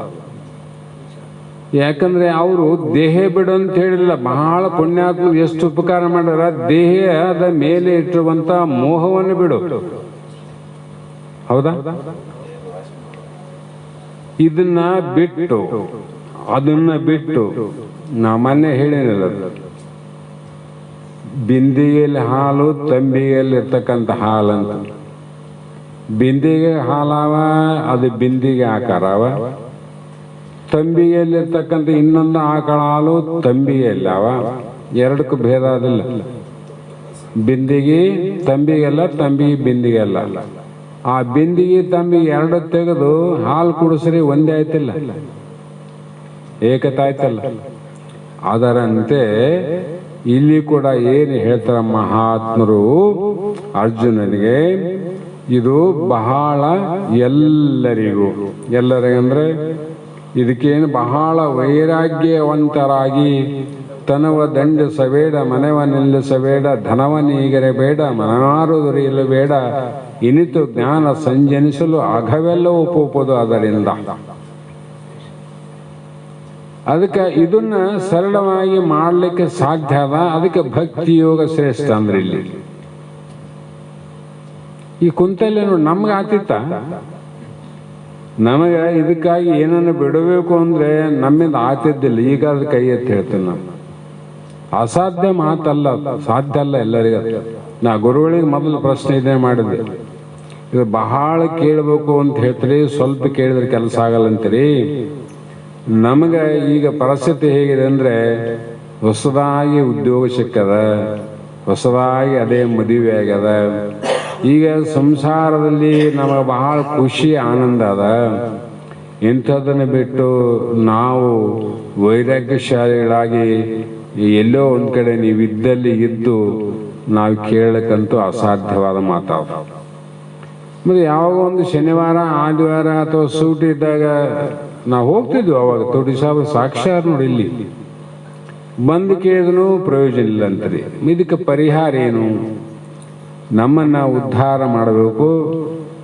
ನಾವು ಇಷ್ಟು ದಿನ ಏನು ಮಾಡಿವಿ ಅದು ನಮಗೆ ಪರಂಪರ ಸಾಧನೆ ಆಗ್ಯದ. ಈಗ ನಮಗೆ ಸರಿಯಾದ ನಮ್ಮ ಪ್ರಶ್ನೆಗಳಿಗೆ ಏನು ಉತ್ತರ ಬೇಕಾಗಿತ್ತು ಆ ಉತ್ತರ ಒಂದೇ ಒಂದು ತಾಸಿನ ಜ್ಞಾನ ಪ್ರತಿಪಾದನ ಮೊದಲನೇ ಪದ್ಯ 6 ಥರ ಭಾವಕರಿಗೆ ಅನುಗುಣವಾಗಿ ಆ ಪದ್ಯವನ್ನು ಹೇಳಿದಾಗ ನಮಗೆ ಎಷ್ಟು ಆನಂದ ಆಯ್ತಂದ್ರೆ, ಬೆಳಗ್ಗೆ ಎದ್ದು ನಮಸ್ಕಾರ ಅವತ್ತು ಮಾಡಿ. 2 ವರ್ಷ ಆದ್ರೆ ಅವ್ರಿಗೆ ನಮಸ್ಕಾರ ಮಾಡಿದ್ದಿಲ್ಲ ನಾನೇ. ಯಾಕಂದ್ರೆ ನೀವು ನೋಡ್ರಿ, ಕೆಲವು ಮಂದಿ ನೋಡ್ರಿ, ಬಹಳ ಮಂದಿ ನೋಡಿಲ್ಲ. ಸುಮ್ಮನೆ ವಾಸನದಿಂದ ಹೇಳಕ್ಕನ್ನ ಮಂದಿ ಬಹಳ ಮಂದಿ ನೋಡಿಲ್ಲ. ನಾವೇ 3-4 ಜನ ಕೇಳಿದ್ವಿ ಸಿದ್ಲಿಂತಾತ್ನಲ್ಲಿ. ಅರಿಯದ ಮೂಢನ ಪರಿಯೊಳಿರ್ಪನು ನಿಜವರದ ಮಹಾಪುರುಷನು, ತನ್ನ ಕುರುಹು ದೋರದೆ ಎಲ್ಲರಂತೆ ಉಂಡು ಉಟ್ಟು ಸಂಚರಿಪನು ಅಂದ್ರು. ನಿಜ. ಆ ಮಾತಿಗೆ, ಆ ವಚನಕ್ಕೆ ಸಾಕ್ಷಿ ಆಗಿದ್ದಂದ್ರೆ ನಮ್ಮ ಸಿದ್ಲಿಂತಾತ್ನವರಿದ್ರು. ಅರಿಯದ ಮೂಢ ಅಂತವ್ರ ನನಗೆ 2 ವರ್ಷ ಮಾತಾಡಿಸಿ ಬಂದೀನಿ, ಬೇಕಾದ ಒಂದಿಷ್ಟು ಕಾಣಿಕೆ ಕೊಟ್ಟು ಬಂದೀನಿ ವಿನ ಇವ್ರು ಈ ಜ್ಞಾನಿಗಳಂತ ಗೊತ್ತಾಗಿಲ್ಲ. ಅಪರಾತ್ರಿಯಲ್ಲಿ 11 ಗಂಟೆಗೆ ನಮಗ ತೋಟಿಯವ್ರಿಗೆ ಆ ಮಾತು ಹೇಳಿದಾಗ ಗೊತ್ತಾಯ್ತು. ಬೆಳಗ್ಗೆ ಎದ್ದು ನಮಸ್ಕಾರ ಮಾಡಿ 100 ರೂಪಾಯಿ ಕೊಟ್ಟು ಕಾಣಿಕೆ ಕೊಟ್ಟು ನಮಸ್ಕಾರ ಮಾಡ್ತಾವ. ಅವಾಗ ಹೇಳ್ದ, ಇಲ್ಲ ಇದು ಬಹಳ ಕೇಳ್ಬೇಕಂತ ನಮಗೆ ಬಹಳ ರಾತ್ರಿ ಬೆಳತಾನೆ ಇದ್ದೀವಂದಿಲ್ಲ. ಅವತ್ತು ನಾವು ನಿಜವಾಗಿ ಹೇಳ್ತೇವೆ. ಆ ಮಾತು ಕೇಳಿದ್ಮೇಲೆ. ಏನಾದರೂ ಮಾಡಿ ನಮಗೆ ಉಪಕಾರ ಮಾಡ್ರಿ, ನಿಮಗೆ ತೊಂದರೆ ಆದ್ರೆ ಪರವಾಗಿಲ್ಲ, ನಮ್ಮ ಉದ್ಧಾರಕ್ಕಾದ್ರೂ ನೀವು ಕಷ್ಟಪಡ್ರಿ, ದಯವಿಟ್ಟು ತಾವು ಬರಬೇಕಂತ ಹೇಳಿದಾಗ ಆಯ್ತು ತಮ್ಮ ಅಂತ ಹೇಳಿ 3 ತಿಂಗಳ ಮೇಲೆ ಇಲ್ಲಿ ಬಂದು ನೋಡ್ರಿ. 3 ತಿಂಗಳ ಮೇಲೆ ಬಂದು ಅದೇ ಬೆಡ್ರೂಮಲ್ಲಿ ಮಂಚ ಹಾಕಿದ್ದೀವಿ. ಸಾಯಂಕಾಲ ಟೈಮ್ ಆಯ್ತು, 8 ಗಂಟೆ ಆಗಿತ್ತು. ನಾನು ತೋಟಿ ಸಾಬ್ರು ಇಬ್ಬರೇ ಇದ್ದೀವಿ. ತಮ್ಮ ಶುರು ಮಾಡಮ್ಮ ಶಾಸ್ತ್ರ ಅಂದರು. ಬಂದಿದ್ದು 7 ಗಂಟೆಗೆ ಬಂದಾರ ಅವ್ರು ಊರಿಂದ. ಆಯ್ತಪ್ಪ ಅಂದ್ವಿ. ಅಲ್ಲೇ ಅವ್ರಿಗೆ ಒಂದು ಆಸನ ಮಾಡಿದ್ವಿ. ಅಲ್ಲೇ ನಾನು ತೋಟಿ ಸಾಬ್ರು ಕುಂತೀವಿ. ಅಲ್ಲಪ್ಪ ನಾನು ಪರಮಾನುಭವದ ಪ್ರಾರಂಭ ಮಾಡ್ತಾನಲ್ಲ. ನಾವು ತಿಕ್ಕ ಹಿಡಿದ್ ನೋಡ್ರಿ, ಕೈವಲ್ಯ ಪದ್ಧತಿನೇ ಮೊದಲು, ಆಮೇಲೆ ಪರಮಾನುಭವದೆ, ಆಮೇಲೆ ಅನುಭವ ಸಾರ, ಆಮೇಲೆ ಪಾರಮಾರ್ಥ ಗೀತೆ ಅಂತ ಹಿಂಗೆಲ್ಲ ಕೇಳಿದ್ವಿ. ಅವ್ರ ಬಾಯಲ್ಲಿ ಕೇಳಿವಿ ನಾವು. ಯಾಕಂದ್ರೆ ಇಲ್ಲಿ ಶ್ರವಣಪರ ಗ್ರಂಥಗಳು ಬೇರೆ, ಬಹಳ ತಿಪ್ಲ. ಮನನಪರ ಗ್ರಂಥ ಬೇರೆ, ನಿಧಿಧ್ಯಾಸನ ಪರ ಗ್ರಂಥ ಬೇರೆ. ಹಾಗಾಗಿ ಶ್ರವಣಪರ ಅಂತ ಹೇಳ್ತಾರ. ನಮ್ಮ ಕೈವಲ್ಯ ಪದ್ಧತಿ ಹೇಳಿದ ಚಲೋ ಇತ್ತ, ನಾವು ಅದೇ ಕೇಳಿದಿಲ್ಲ. ಮೊನ್ನೆ ಊರಿಗೆ ಬಂದಾಗಂದೆ ನಾನು, ತಮ್ಮ 1 ತಾಸಿನಲ್ಲಿ ಆ ಪದ್ಯ ಕೇಳಿದ ಮೇಲೆ ನಿಮ್ಗೆ ಇಷ್ಟು ಇದ್ರ ಕಡೆ ಒಲವಾಗ್ಯದಂದ್ರೆ ನಿಮ್ಗೆ ಪರಮಾನುಭವ ಬೋಧೆ ಕೇಳಕ್ಕೆ ನೀವು ಅಧಿಕಾರಿಗಳಾಗಿರಿ. ಅದಕ್ಕೆ ಅದನ್ನ ಹೇಳ್ತೇನೆ, ಆಮೇಲೆ ಬೇಕಾದ್ರೆ ಕೈವಲ್ಯ ಪದ್ಧತಿ ಹೇಳ್ತಂದ್ರು. ಆಮೇಲೆ ಬೇಕಾದ್ರೆ ಹೇಳ್ತೀನಿ, ಇಲ್ಲ ಅಂತ ಅಲ್ಲ. ಇದಕ್ಕೆ ಈಗ ನಿಮ್ಮ ಏನು ಆತುರ ಅದಲ್ಲ, ಅದಕ್ಕೆ ಪರಮಾನುಭವನ್ನೇ ಕೇಳ್ರಿ ಅಂತ ಅದನ್ನು ಪ್ರಾರಂಭ ಮಾಡಿ ಹೇಳಿದ್ರು. ಹೀಗೆ ಹಲವು ರೀತಿಯಿಂದ ನಾವು ವಿಚಾರವನ್ನು ಮಾಡಿದಾಗ ಏನಾಗ್ತಂದ್ರೆ, ಇದು ಎಲ್ಲರಿಗೂ ಉಪಯೋಗ ಆಗ್ತದೆ. ಯಾಕಂದ್ರೆ ಮಳೆ ನೀರು ಬಂತು, ಅಲ್ಲೆಲ್ಲ ಬಹಳ ಆಯ್ತು, ಹರಿತು, ಹೊಯ್ತು, ಸಮುದ್ರ ಸೇರಿತು, ಉಪ್ಪುಪ್ಪಾಯ್ತು ನೋಡ್ರಿ. ಉಪ್ಪುಪ್ಪಾಯ್ತಿಲ್ಲ, ಯಾರಿಗೆ ಲಾಭ ಆಯ್ತ್ರಿ? ನದಿ ಪಾಲಾಗಿ ಉಪ್ಪಾಯ್ತು. ಅದೇ ನೀರನ್ನ ಆಣೆಕಟ್ಟನ್ನು ಕಟ್ಟಿ ಅದರ ಮುಖಾಂತರ, ದ್ವಾರ ಮುಖಾಂತರ ಕಾಲಿಗೆ ಬಿಟ್ಟಾಗ ರೈತರ ಭೂಮಿಗೆ ಅದೇನಾಯ್ತು, ಆಹಾರವನ್ನು ಬೆಳಿಲಿಕ್ಕೆ, ಸಸ್ಯವನ್ನು ಬೆಳಿಲಿಕ್ಕೆ ಸಾಧ್ಯ ಆಯ್ತು ನೋಡ್ರಿ. ಅದರಂತೆ ಇಲ್ಲಿ ಕೂಡ ಈ ಭಕ್ತಿ ಎನ್ನುವುದು ಏನದಲ್ಲ, ಇದು ಆಣೆಕಟ್ಟಿದ್ದಂಗೆ. ಭಕ್ತಿ ಆಣೆಕಟ್ಟಿದ್ದಂಗೆ. ಇಲ್ಲಂದ್ರೆ ನಮ್ಮ ಪ್ರೇಮ ಏನಾಗ್ತದಂದ್ರೆ ವಿಷಯಾದಿಗಳಲ್ಲಿ, ಸಂಸಾರದಲ್ಲೇ ಇದು ಹೋಗ್ತದ. ಹರಿದು ಸಂಸಾರದಲ್ಲಿ ಆ ಉಪ್ಪು ನೀರಾದಂಗ ಇದು ಕೂಡ ವ್ಯರ್ಥ ಆಗ್ತದೆ ನಮ್ಮ ಪ್ರೇಮ. ಆದ್ರೆ ಈ ಅನನ್ಯ ಭಕ್ತಿ ಅನ್ನುವುದೇನದ, ಇದು ಆಣೆಕಟ್ಟನ್ನ ಕಟ್ಟಿ ಇದು ಬಿಟ್ಟಂತ ಪ್ರಸಂಗದಲ್ಲಿ ಯಾರು ಬಿಡಬೇಕು, ಇದಕ್ಕೆ ಗೇಟ್ ಯಾರು ಅಂದ್ರೆ ಮೊದಲು ಹೇಳಿನಿ, ಸದ್ಗುರುಗಳೇ ಇದಕ್ಕೆ ಗೇಟು, ದ್ವಾರ. ಆಣೆಕಟ್ಟಿನಾಗ ನೀರು ಬಹಳ ಅಂತೇಳಿ ಎಲ್ಲ ಕಡೆ ನೀರು ಬಿಟ್ರೆ ಒಂದು ಕಡೆ ಹಾಳಾಗೋದಲ್ಲ, ಸುತ್ತ ಹಾಳಾಗಿರ್ತದೆ. ಹೌದೇ? ಅದಕ್ಕೆ ಯಾಕೆ ಅದಕ್ಕೆ ಬಾಗಿಲೆ ಮಾಡಿರ್ತಂದ್ರೆ ಈ ದಿಕ್ಕಿನಿಂದ ಹೋದ್ರೆ ಇದು ಅನುಕೂಲ ಆಗ್ತಂತ, ರಕ್ಷಣೆ ಆಗುತ್ತೆ. ಅದಕ್ಕೆ ಶಾಸ್ತ್ರಗಳಾಗ್ಲಿ ಅಥವಾ ಯಾವುದೇ ವಿಚಾರ ಆಗಲಿ ಏನು ಅನ್ನೋದಲು ಆಗೋದು ಸೌಮ್ಯಕ ಜ್ಞಾನ ಅಂದರಲ್ಲ. ಯಾರಿಗೆ ಗುರುವರನ ಒಲವಿಲ್ಲದವನಿಗೆ ಅವು ಏನಾಗ್ತವ, ಈ ಕಡೆ ಕೇಳ್ತೀವಲ್ಲ ಅದು ಒಳಗೆ ನಿಲ್ಲಬೇಕು. ಪ್ರೇಮ, ಆ ಭಕ್ತಿ, ಅದ ಆತ್ಮಚಿಂತನೆ, ಅದ ಲಕ್ಷಣ ಏನದ, ನಮ್ಗೆ ಅಸ್ಥಿವಾದ ಪ್ರಿಯೆ ನೋಡುವಲ್ಲ, ಅದು ಸದಾ ಕಾಲ ನಮ್ಮ ಅನುಭವದಲ್ಲಿ ಬರಬೇಕು. ಹೆಂಗ ಅಂದ್ರೆ ಮೊದಲೇ ಹೇಳಿವೆಲ್ಲ, ಮೂಕ ಸಕ್ಕರೆ ತಿಂದ್ರೆ ಸದಾ ಕಾಲ ಅನುಭವ ಅದ ಅವನಿಗೆ, ಬಾಯಲ್ಲಿ ಹೇಳಕ್ ಬರಂಗಿಲ್ಲ, ಅನುಭವ ಆಗ್ಯದ. ಅದಕ್ಕೆ ಆದ್ರೆ ಆ ಭಕ್ತಿ ಆದಾಗ ಆನಂದ ಅನ್ನೋದು ಸದಾ ಕಾಲ ಇರ್ತದೆ. ಅದಕ್ಕೆ ಮಹಾತ್ಮರಲ್ಲಿ, ಜ್ಞಾನಿಗಳಲ್ಲಿ, ವಿಚಾರವಾದಿಗಳಲ್ಲಿ ಯಾಕೆ ಸದಾ ಅಸನ್ಮುಖರಾಗಿ ಅವ್ರು ಈ ಜಗತ್ತಿನಲ್ಲಿ ಬದುಕ್ತಾರ ಅಂದ್ರೆ ಅವರಿಗೆ ಜ್ಞಾನ ಅದ ಅಂತ ಅರ್ಥ. ಯಾಕೆ ಜ್ಞಾನ ಅದ? ಇದೇ ಮಿಥ್ಯೆ ಆಗ್ಯದ, ಇದೇ ಸುಟ್ಟು ಹೋಗ್ಯದ. ಕಾರಣ ಏನು? ಇದು ಭೌಕ ಜನನ ಮರಣಕ್ಕೆ ಕಾರಣವಾದದ್ದು ಯಾವುದಪ್ಪ ಇದ್ರಾಗ? ಜನನ ಮರಣಕ್ಕೆ ಕಾರಣವಾದದ್ದು ಶರೀರ. ಆದರೂ ಕೂಡ ಶರೀರ ಕಾರಣ ಅಲ್ಲ. ಶರೀರ ಕಾರ್ಯರೂಪನೇ ವಿನಃ ಇದಕ್ಕೆ ಕಾರಣ ಲಿಂಗತನು. ಸೂಕ್ಷ್ಮ ಶರೀರವೇ ಇದು ಕಾರಣ. ಇದು ಕಾರ್ಯ. ಬೀಜ ಬಿತ್ತೀವಿ, ಒಂದು ದೊಡ್ಡ ಮರ ಆಗ್ಯದ. ಬೀಜ ಕಾರಣ ಆಯ್ತು, ಮರ ಕಾರ್ಯ ಆಯ್ತು. ಆದ್ರೆ ಕಾರ್ಯ ಆದಾಗ ಬೀಜದಲ್ಲಿ ಇದ್ದಂಥ ಸಂಸ್ಕಾರದ ಹಣ್ಣುಗಳು ಫಲಗಳೇ ಕೊಡ್ತಾವಿನ ಬೇವಿನ ಬೀಜ ಬಿತ್ತಿ ಮಾವಿನ ಹಣ್ಣು ಆಗೋದಿಲ್ಲ. ಅದಕ್ಕೆ ಯಾಕ? ಕಾರಣ ರೂಪದಲ್ಲಿ ಏನದ, ಕಾರ್ಯರೂಪದಲ್ಲಿ ಅದೇ ಬೆಳೀತದೆ. ಹಾಗಾಗಿ ಆ ಸಂಸ್ಕಾರ ಏನಾಗಬೇಕಂದ್ರೆ ಭಕ್ತಿ ಅನ್ನೋದು ಅದು ಒಂದು ಅಗ್ನಿ ರೂಪ ಇದ್ದಂಗಂತ. ಭಕ್ತಿ ಅಗ್ನಿ ಇದ್ದಂಗವ. ಅದು ಒಂದು ವೇಳೆ ಹತ್ತಿತ್ತು ಅಂದ್ರೆ ಲಿಂಗತನವನ್ನ ಭಸ್ಮ ಮಾಡ್ತದ. ಏನು ಸುಡ್ಬೇಕು ನಮಗೆ? ಲಿಂಗತನ ಸುಡ್ಬೇಕು. ನಾವು ಸತ್ತಾಗ ನಮ್ಮ ಶರೀರ ಸುಡ್ತಾರ, ಬೇಡನ ಸುಡ್ತಾರ, ಮತ್ತೆ ಹುಟ್ಟಂಗಿಲ್ಲ. ನೀನು ಏಸೆಲ್ಲ ಹುಡುತ್ತಂದ್ರೆ ಹೇಳಕ್ ಧರಣಿ ಏನೆಲ್ಲ ಸನ್ನಿಸಿ ಧೂಳಿ ಮಾಡಲಾಗಿ ಅಂದ್ರೆ ಮತ್ತೆ ಜೀವನ ಅದು ಬರಬಾರ್ದು ಅಂತಂದ್ರೆ ಏನು? ಬೀಜವನ್ನ ನಾವು ಸುಡಬೇಕಾಗ್ಯದ. ಸುಟ್ಟ ಅಂದ್ರೆ ಹುರಿದ ಬೀಜದಂತೆ, ಸುಟ್ಟ ಬಟ್ಟೆಯಂತೆ. ಸ್ಥಿತಪ್ರಜ್ಞನ ವಿಚಾರದಲ್ಲಿ ಕೇಳಿರಲ್ಲ ಇವೆಲ್ಲ. ಆ ಥರ ಆಗ್ಲಿಕ್ಕೆ ಸಾಧ್ಯ ಇದೆ ಅನ್ನುವಂಥ ಮಾತನ್ನ ಇಲ್ಲಿ ಅರ್ಜುನಿಗೆ ಹೇಳ್ತಾ ಬಂದ್ರು.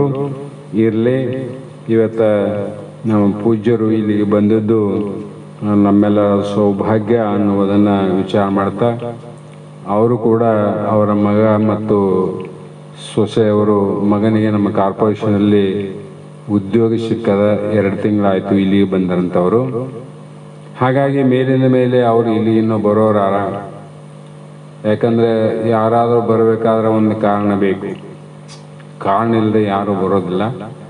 ಹಾಗಾಗಿ ಅವರು ಕೂಡ ಇಲ್ಲಿ ಮೇಲಿಂದ ಮೇಲೆ ಬರ್ತಾರೆ. ಮತ್ತೆ ಅವರು ಪ್ರತಿನಿತ್ಯ ಓಂ ನಮ ಶಿವಾಯ ಅನ್ನುವಂಥ ಯೂಟ್ಯೂಬ್ನಲ್ಲಿ ಒಂದು ಬೆಳಗಾದ. ಆ ಬೆಳಗಾದಲ್ಲಿ ಉಪನ್ಯಾಸವನ್ನು, ಉಪದೇಶವನ್ನು ಮಾಡ್ತಕ್ಕಂಥವ್ರು ಇವರೇ, ಮತ್ತೆ ಬೇರೆ ಯಾರಲ್ಲ.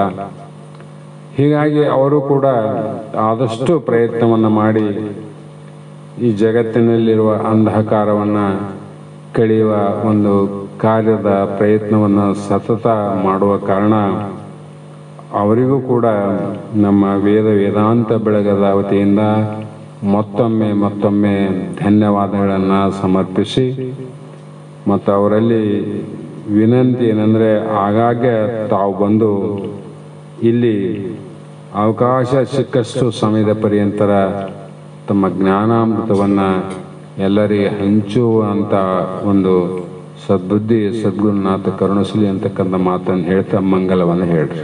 ಶಿವಾಯ ನಮಃ ಓಂ ಶಿವಾಯ ನಮಃ ಶಿವಾಯ ನಮಃ ಓಂ ಶಿವಾಯ ನಮಃ ಗುರುದೇವ ಬಸವಾನಂದ ಯೋಗಿಗೆ ಬೆಳಗುವೆ ಆರತಿಯ, ಗುರುವರ ಬೆಳಗುವೆ ಆರತಿಯ.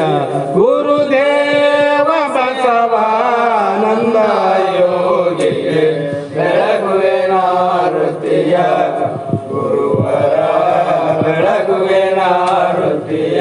ಪರಿಪಕ್ವ ಹೃದಯರಿಗೆ ನಿಜ ಗುಣ ಬೋಧೆಯ ಮರ್ಮವ ತಿಳಿಸಿರುವೆ, ಗುರುವರ ಮರ್ಮವ ತಿಳಿಸಿರುವೆ. ಕಾರಣಾದಿ ಗುಣಕ್ಕೆಲ್ಲ ತಾನೇ ಸಾಕ್ಷಿ ಎಂಬ ಭಾವವನರು ಇದಗೆ, ಗುರುವರ ಭಾವವನರು ಇದಗೆ. ಗುರುದೇವ ಬಸವಾನಂದ ಯೋಗಿಗೆ ಬೆಳಗುವೆ ಆರತಿಯ, ಗುರುವರ ಬೆಳಗುವೆ ಆರತಿಯ. ಲೌಕಿಕ ಪಾರಮಾರ್ಥವೆರಡನು ಮಾನದೆ ಕೂಡಿ ನಡೆಸಿರುವೆ, ಗುರುವರ ಕೂಡಿ ನಡೆಸಿರುವೆ.